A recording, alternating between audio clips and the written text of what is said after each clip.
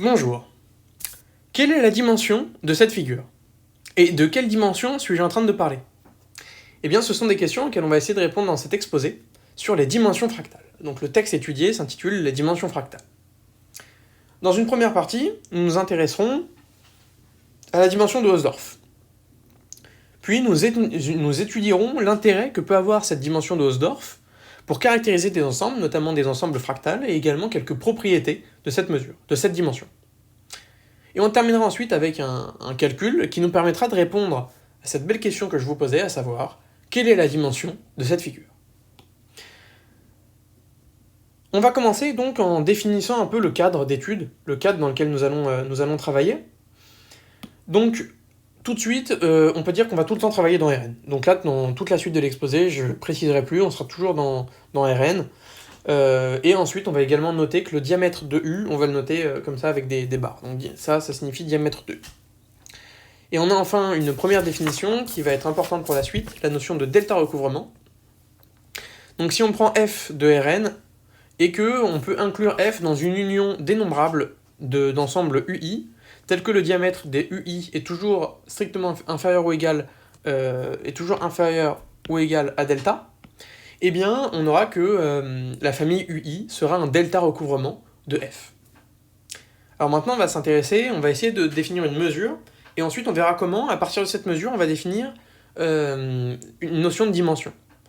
Avant de définir cette mesure, on a besoin d'un premier résultat un peu préliminaire. Donc on va noter hs de delta de f comme l'inf pour toutes les familles, pour tous les delta recouvrements de f, de la somme de i égale 1 à plus l'infini du diamètre de ui à la puissance s, avec s un entier positif. Et ensuite, on se rend compte de cet ensemble-là, quand delta diminue, on a de moins en moins de delta recouvrement, donc cet inf, il va augmenter. Donc ça, finalement, cette fonction, si je m'intéresse maintenant, si maintenant je fixe mon s et mon f, et que je donne une fonction en delta, eh bien quand delta va diminuer, on va croître. Donc on a le droit de s'intéresser à la limite lorsque delta tend vers 0, qui vaut éventuellement plus l'infini. Et c'est ce qu'on va faire pour définir la notion de la mesure de Hausdorff, S-dimensionnelle, qui vaut donc la limite lorsque delta tend vers plus l'infini de h de s delta de f. Et on va noter donc la mesure S-dimensionnelle de f.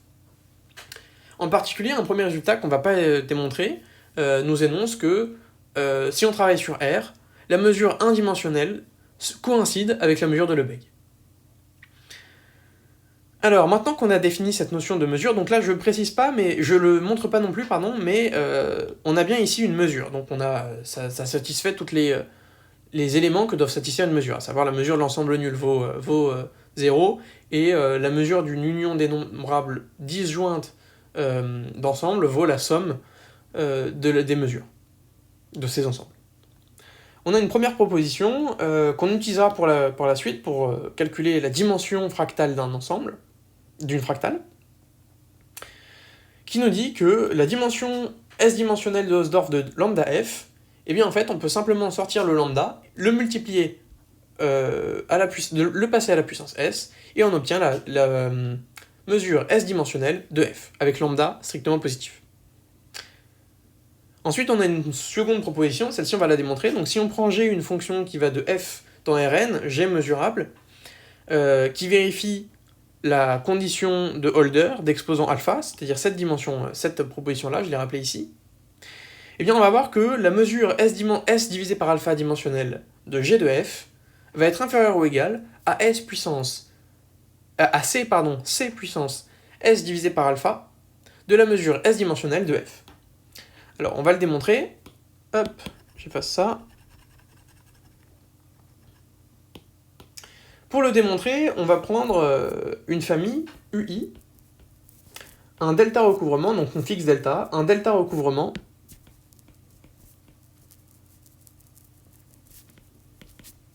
de f. On s'intéresse maintenant au diamètre de G de f inter UI. Ça, c'est pas dur de montrer que c'est inférieur ou égal, comme notre fonction elle vérifie la condition de Holder, à c fois le diamètre de UI à la puissance alpha, qui est donc inférieur ou égal à C de delta puissance alpha. Donc on se rend compte maintenant que notre famille G de F inter UI, elle recouvre entièrement G de F, et en plus, elle est de diamètre toujours inférieur à C delta puissance alpha. Donc ça finalement c'est un C delta puissance alpha, recouvrement, de G de F. Donc maintenant, on va s'intéresser, nous on s'intéresse à la dimension, cette dimension-là, pardon, celle-ci. Donc on va écrire ce qu'on sait, c'est-à-dire que pour epsilon fixé, pour C delta alpha, H de C delta alpha S divisé par alpha de G de F, ça va être inférieur ou égal, par définition, vu que c'est l'inf de ces éléments-là, inférieur ou égal à la somme de I égale 1 jusqu'à plus l'infini des diamètres de G de F inter UI à la puissance S divisé par alpha.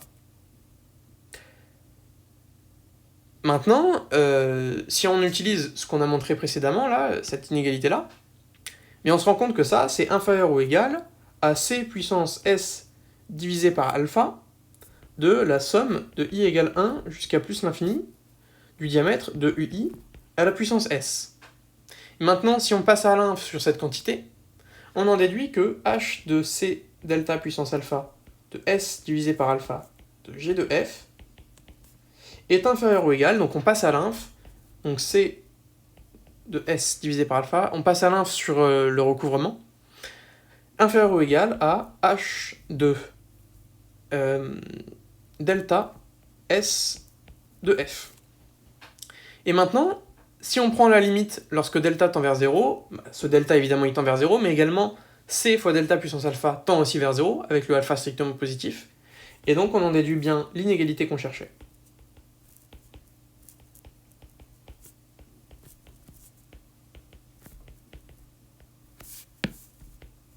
Voilà, on en déduit bien l'inégalité qu'on cherchait.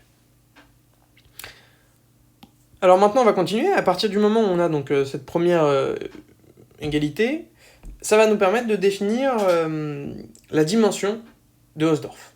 Donc si on prend un ensemble F et qu'on s'intéresse à sa mesure en fonction de S, sa mesure en fonction de S, on va se rendre compte que pour S petit, ça va valoir plus l'infini.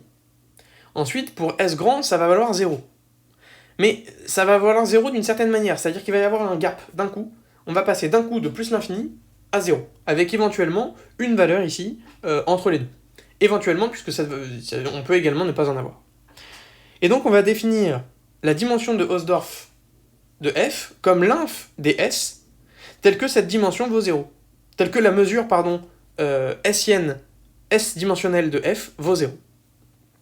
Alors on peut le faire, pourquoi ? Puisque, je vais juste rapidement justifier le graphe qu'on a dessiné ici, on a une proposition qu'on ne va pas démontrer, qui nous énonce que la dimension Sienne si la dimension Sienne S dimensionnelle de F est strictement inférieure à plus l'infini, et bien alors, pour tout t strictement plus grand que S, la dimension t dimensionnelle de F sera égale à 0.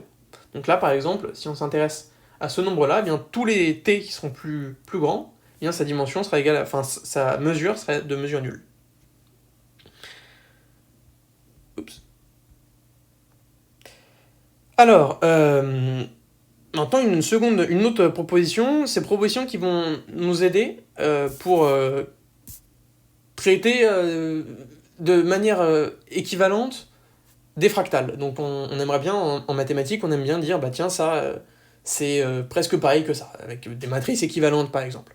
Eh bien on va essayer de définir cette notion d'équivalence sur les fractales. Pour ça, j'ai besoin d'abord d'une première proposition que je vais démontrer, et ensuite on aura un théorème. Donc cette première proposition énonce que si on prend, pareil, G qui satisfait la condition de Holder, eh bien on a cette inégalité-là. Ça, je vais le démontrer rapidement. Donc si on a que S est plus grand que la dimension de Hausdorff de F, eh bien, par la propriété qu'on a montrée précédemment, eh bien on a que la dimension de Hausdorff de S divisé par alpha de G de F va être inférieur ou égal à C puissance S divisé par alpha de la dimension de Hausdorff de S de F. Mais ça, par définition de la dimension de Hausdorff de F, comme S il est strictement plus grand, eh bien ça vaut 0. Donc finalement on en déduit que pour tout S strictement supérieur à dimension de Hausdorff de F, la mesure S divisé par alpha dimensionnelle de G de F vaudra 0. Mais on sait également que si la mesure S divisé par alpha dimensionnelle de G de F égale 0, eh bien on a que S divisé par alpha est strictement plus grande que la dimension est supérieure ou égale à la dimension de Hausdorff de G de F. Et donc on en déduit en passant à la limite sur S. Donc maintenant si on fait tendre S vers la dimension de Hausdorff de F, on obtient à la limite que la dimension de Hausdorff de F divisé par alpha est supérieure ou égale à la dimension de Hausdorff de G de F. En particulier, donc ça, on va maintenant utiliser ce corollaire, en particulier, on montre facilement à partir de cette proposition que si G est bilipitienne, alors il me semble qu'il y a une erreur de typographie dans le polycopier. Pour moi, c'est donc si on prend C1, il existe C1, C2, tel qu'on a toujours, pour tout x, y appartenant à F, C1 xy inférieur ou égal à g de x moins g de y inférieur ou égal à c2 de x moins y. Alors voilà, pour moi c'était ça la définition de bilipitienne, et je pense qu'il y a une erreur de typographie puisque cette quantité-là dans l'énoncé est remplacée par xy. Bien, on se rend rapidement compte que si on a g une fonction bilipitienne, on a l'égalité des dimensions.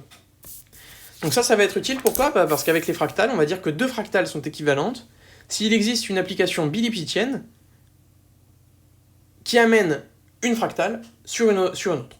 Et en particulier, donc, si deux fractales sont équivalentes, elles ont la même dimension. Donc, ce qui est plutôt intéressant quand on parle de choses équivalentes. Ça conserve quelques notions sur les fractales. Maintenant, on va s'intéresser de plus près à ce que dit cette dimension sur un ensemble. Donc si on nous donne un ensemble, qu'est-ce qu'on peut dire de sa dimension, etc. Quelles informations ça va nous apporter ? Alors déjà, pour une première chose que je ne vais pas démontrer, j'ai pas eu le temps de travailler sur cette démonstration, mais si on prend B un borélien borné de Rn, donc quelque chose de relativement régulier, tel que sa mesure avec la mesure de Lebesgue soit strictement positive, eh bien sa dimension de Hausdorff sera égale à n, donc l'espace dans lequel il vit. Donc si on prend quelque chose de suffisamment régulier, sa dimension, elle va correspondre à la dimension de Rn. Maintenant, un autre théorème qu'on va plutôt démontrer, c'est si on prend un ensemble F qui est inclus dans Rn, tel que sa dimension de Hausdorff est strictement inférieure à 1, alors cet ensemble, il est totalement discontinu. Donc on va le démontrer, donc on va prendre x et y distincts, x et y distincts de F, et on va montrer qu'ils sont tous les deux dans une composante connexe différente. Pour ça, on va avoir besoin de l'application, alors je vais plutôt l'appeler G, alors G, l'application qui va de Rn dans 0 plus l'infini. Eh bien, on va avoir, et qui à Z va associer module de Z moins X.